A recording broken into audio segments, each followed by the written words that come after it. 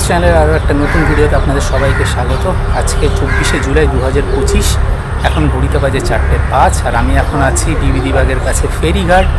আর এখানে আসার আজকে অন্যতম কারণ হচ্ছে কলকাতার প্রথম ইলেকট্রিক ওয়াটার মেট্রো চড়া। ইলেকট্রিক ওয়াটার মেট্রো করে আজকে গঙ্গা ভ্রমণ করব এবং সেই এক্সপিরিয়েন্স আপনাদের সঙ্গে শেয়ার করব। প্রসঙ্গত বলে রাখি, ভারতবর্ষের প্রথম ওয়াটার মেট্রো চালু হয় কোচিতে এপ্রিল 2023-এ। আর আমি আজ চড়তে চলেছি কলকাতার প্রথম চালু হওয়া ওয়াটার মেট্রোতে। এবার আপনাদেরকে জানাই এই ওয়াটার মেট্রোতে চড়তে হলে আপনাদেরকে কোথায় ও কিভাবে আসতে হবে। মিলেনিয়াম পার্কের কাছে ওয়েস্ট বেঙ্গল ট্রান্সপোর্ট কর্পোরেশনের শিপিং জেটি থেকে ছাড়ে এই ওয়াটার মেট্রো ঢেউ। মিলেনিয়াম পার্কে ট্রেনে করে আসতে হলে কলকাতা সার্কুলার রেলওয়ে করে বা চক্র রেল ধরে নামতে হবে বিবিদিবাগ রেলওয়ে স্টেশনে। তারপর জাস্ট 3 থেকে 4 মিনিট লাগবে পায়ে হেঁটে। আর বাসে করে এলে শিয়ালদা স্টেশনের বাইরে থেকে বা আপনার লোকেশন থেকে ডিরেক্ট বিবিদিবাগ বা মিলেনিয়াম পার্কে যাওয়ার বাস ধরে নেমে পড়ুন মিলেনিয়াম পার্ক স্টপেজে। বাস থেকে নেমে রেল লাইন ক্রস করলে পেয়ে যাবেন পশ্চিমবঙ্গ পরিবহন নিগমের টিকিট কাউন্টার। এখান থেকেই দেওয়া হয় ঢেউ বা ওয়াটার মেট্রোর টিকিট। বিকেল ঠিক 3টে থেকে টিকিট দেওয়া শুরু হয়। প্রতি বুধবার এই ওয়াটার মেট্রো বন্ধ থাকে। এই আমি টিকিট কেটে নিয়েছি। টিকিট মূল্য নন এসি 200 টাকা আর এসি 300 টাকা। এই হচ্ছে এন্ট্রান্স। এখানে টিকিট দেখিয়ে ঢুকে একটু এগোলেই ওয়েটিং এরিয়া পড়ে। এখানে চাইলে ওয়েট করতে পারেন। এখানে সুন্দর বসার ব্যবস্থা করা আছে। ঠিক 4:10-এ ওয়াটার মেট্রোর গেট খুলে দেওয়া হয়। এই দেখুন 4:10 বাজতেই লম্বা লাইন পড়ে গেছে। জেটিতে ঢোকার মুখেই টিকিট দেখাতে হচ্ছে আর এখান থেকেই দেওয়া হচ্ছে কমপ্লিমেন্টারি জলের বোতল আর খাবারের প্যাকেট। সো আমি এখন দাঁড়িয়ে আছি জেটিতে, আর আমার পিছনেই দেখতে পাচ্ছেন এই যে কলকাতার প্রথম ওয়াটার মেট্রো। এটা করে আমরা আজকে গঙ্গা ঘুরবো। আমরা এখন এখান থেকে জার্নি স্টার্ট করব। হাওড়া ব্রিজ দেখে বেলুড় মঠ হয়ে দক্ষিণেশ্বর অবধি যাব এবং সেই এক্সপিরিয়েন্স আপনাদের সঙ্গে শেয়ার করব। আমি কিন্তু বেশ এক্সাইটেড এই ওয়াটার মেট্রো চড়ার জন্য।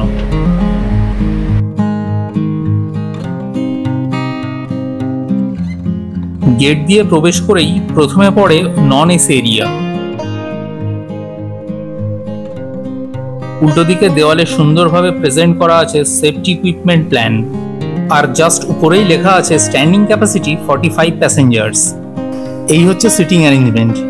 ডান দিকে ও বাঁদিকে আছে 3টি করে চেয়ারের সারি আর মাঝখানে আছে 4টি করে চেয়ারের সারি। সব মিলিয়ে মোট 70 জন বসতে পারবেন এই নন এসি এরিয়াতে। এই যে ওয়ার্ড্রপ দেখতে পাচ্ছেন, এর মধ্যে পুরো লাইফ জ্যাকেটস রাখা আছে। এছাড়া প্রত্যেক প্যাসেঞ্জারের সিটের নিচে রাখা আছে লাইফ জ্যাকেট। সব মিলিয়ে সুরক্ষা ব্যবস্থা বেশ ভালো। এবার দেখে নেওয়া যাক এসি এরিয়া।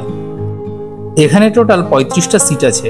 লাল রঙের সিটগুলো বেশ সুন্দর ও আরামদায়ক। 35 জন এখানে বসে যেতে পারবেন। মোট 2টো এসি আছে এই কেবিনে এবং আছে বেশ কয়েকটা ফ্যানও। আর সমস্ত ক্রুজেই আছে অনেকগুলি সিসিটিভি, তাই নিরাপত্তা নিয়ে কোনো অসুবিধাই নেই। এসি কেবিনের দুই পাশে আছে বেশ বড় বড় 4টে উইন্ডো, আর এই উইন্ডো থেকে আপনাদের ভিউটা দেখাই। অসাধারণ, একেবারে ক্রিস্টাল ক্লিয়ার ভিউ। ঘড়িতে ঠিক 4:35 আর ঢেউ স্টার্ট করলো তার যাত্রা। ওই দূরে দ্বিতীয় হুগলি সেতু দেখা যাচ্ছে, যা ক্রমশ আমাদের থেকে আরো দূরে সরে যাচ্ছে। আর আমরা এগিয়ে চলেছি হাওড়া ব্রিজের দিকে। আমি এখন নন এসি কেবিনে দাঁড়িয়ে আছি। আমার পিছন দিকে দূরে জায়গা করা আছে। এই যে দেখতে পাচ্ছেন এই প্ল্যাটফর্মটা, এখানে দাঁড়িয়ে আপনারা বাইরের ভিউ দেখতে পাবেন। এপাশেও একটা জায়গা বা প্ল্যাটফর্ম করা আছে যেখান থেকে আপনারা পুরো বাইরের দৃশ্যটা দেখতে পাবেন। এই যে নন এসি কেবিন থেকে জাস্ট এখানে বেরোলে একটা প্ল্যাটফর্ম করা আছে, এখানেই সবাই দাঁড়াচ্ছে, দাঁড়িয়ে কিন্তু বাইরের এনভায়রনমেন্ট এনজয় করছে। আজকের ওয়েদার এক কথায় চমৎকার। আকাশ জুড়ে মেঘ রৌদ্রের খেলা। কালো মেঘের বুক চিরে সূর্যরশ্মি এতক্ষণে গঙ্গাবক্ষে পড়ে এক মায়াবী দৃশ্য সৃষ্টি করেছে। ঢেউ এখন ডান দিকে মিলেনিয়াম পার্ক রেখে এগিয়ে চলেছে হাওড়া ব্রিজের দিকে।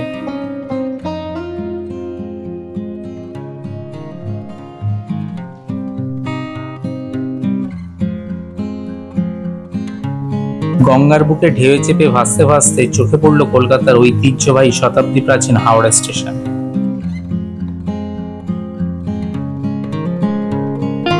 এবার চলে এসেছি হাওড়া ব্রিজের কাছাকাছি।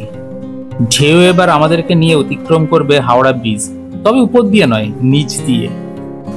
ভাবতে অবাক লাগে, সেই ইংরেজ আমল থেকে প্রায় 82 বছর ধরে কোনো পিলার ছাড়া আজও অক্ষতভাবে দাঁড়িয়ে আছে এই ব্রিজ, যা এক কথায় কলকাতার গর্ব, ইতিহাস ও ঐতিহ্য।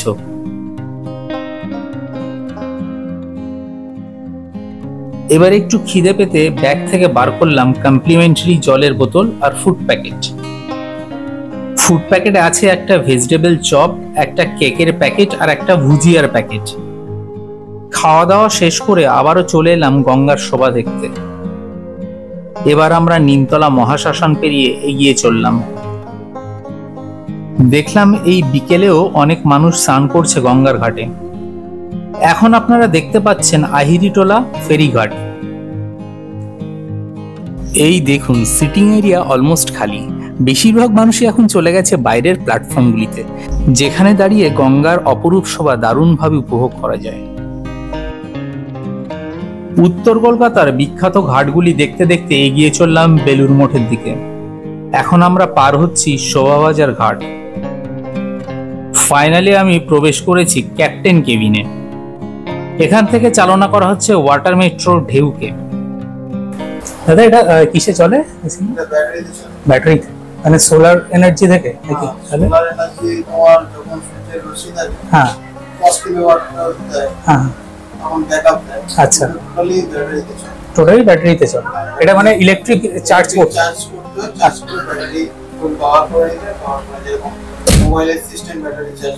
ঠিক ঠিক, হ্যাঁ, আচ্ছা আচ্ছা। মানে এটা কি একবার চার্জ করলে কতবার ঘোরা যায়? মোটামুটি একবারই ঘোরা যায়। টোটালি পলিউশন ফ্রি এটা একদম। আচ্ছা, এটা কি একটাই চলে নাকি আরো কিছু আছে? একটাই আছে। আপনি শুরু থেকে চালাচ্ছেন এটা? আচ্ছা আচ্ছা, ক্যাপ্টেন কেবিনের সামনেও আছে বড় একটা প্ল্যাটফর্ম। রেলিং দিয়ে ঘেরা এই প্ল্যাটফর্ম থেকেও আপনারা এই যাত্রা উপভোগ করতে পারবেন। ঘুরতে ঘুরতে পৌঁছে গেছি বাগবাজার ফেরিঘাট। এবার দেখতে পাচ্ছেন বাগবাজার মায়ের ঘাট। আরো একটু এগোতে দেখতে পেলাম কাশীপুর ঘাট ও গান অ্যান্ড শেল ফ্যাক্টরি। এবার ঢেউ ধীরে ধীরে এগিয়ে চলল বেলুড় মঠের দিকে। পড়ন্ত বিকেলে এই ঢেউয়ে করে গঙ্গার ভ্রমণ এক কথায় অনবদ্য। এই এক্সপিরিয়েন্স করতে হলে আপনাদেরকে অবশ্যই আসতে হবে। আর আমি বলবো, একবার এসে ঘুরে যান, দারুণ লাগবে। দেখতে পাচ্ছেন আমার পিছন দিকে ময়ূরপঙ্খী দেখা যাচ্ছে, গঙ্গার বুকে ময়ূরপঙ্খী ভেসে বেড়াচ্ছে। আমরা পুরোনো দিনের গল্পে এই ময়ূরপঙ্খীর কথা শুনেছি, অনেক রাজাদের এই ময়ূরপঙ্খী থাকতো। আজকে কিন্তু আমরা চাক্ষুষ দেখতে পাচ্ছি ময়ূরপঙ্খী গঙ্গার বুকে ভেসে বেড়াচ্ছে গোল্ডেন কালারের।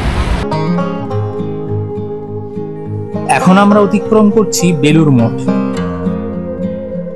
পড়ন্ত বিকেলে রঙিন আকাশ আর গঙ্গা তীরে গড়ে ওঠা এই অপরূপ মঠ একত্রে এক অপূর্ব দৃশ্য উপহার দিল আমাদেরকে। এখন যে বড় বিল্ডিংটা দেখা যাচ্ছে, এটা বেলুড় মঠের ভোগ প্রসাদ বিতরণ কক্ষ।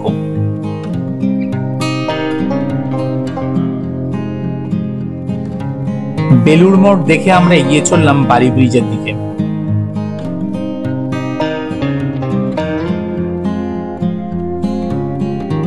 এখন ঢেউ এগিয়ে চলেছে বালি ব্রিজের নিচ দিয়ে। বালি ব্রিজ পেরিয়ে চোখে পড়ল দক্ষিণেশ্বরের মা ভবতারিণীর মন্দির। আর এটাই ছিল জয়রাইডের শেষ গন্তব্য। ঘড়িতে এখন ঠিক 6টা বাজে। ঢেউ এখন আমাদেরকে নিয়ে ফিরে চলল মিলেনিয়াম পার্কের উদ্দেশ্যে। সূর্য এখন অস্তাচলে, আর বেলা শেষের অপরূপ শোভা দেখতে দেখতে ঢেউয়ে করে গঙ্গা ভ্রমণের এই অভিজ্ঞতা একেবারেই ভোলার নয়। সন্ধ্যা প্রায় নেমে গেছে, দূরে শহরের বুকে জ্বলে উঠেছে অজস্র আলো। ঘড়িতে এখন 6টা 25, আর আজকের জয়রাইড এখানেই শেষ। আমরা পৌঁছে গেছি মিলেনিয়াম পার্ক। কলকাতার প্রথম ওয়াটার মেট্রো করে গঙ্গা ভ্রমণের অভিজ্ঞতা কেমন লাগলো অবশ্যই কমেন্ট করে জানাবেন। ভিডিওটা ভালো লাগলে লাইক করবেন, শেয়ার করবেন, আর চ্যানেলটাকে অবশ্যই সাবস্ক্রাইব করবেন। নতুন নতুন আপডেট পেতে ফলো করে নিন আমাদের Instagram and Facebook page, link ডিসক্রিপশানে দেওয়া থাকবে। খুব শীঘ্রই দেখা হবে আরও একটা নতুন ভিডিও নিয়ে। ততক্ষণ সঙ্গে থাকুন, দেখতে থাকুন চ্যানেল ট্যুর ভাইবস।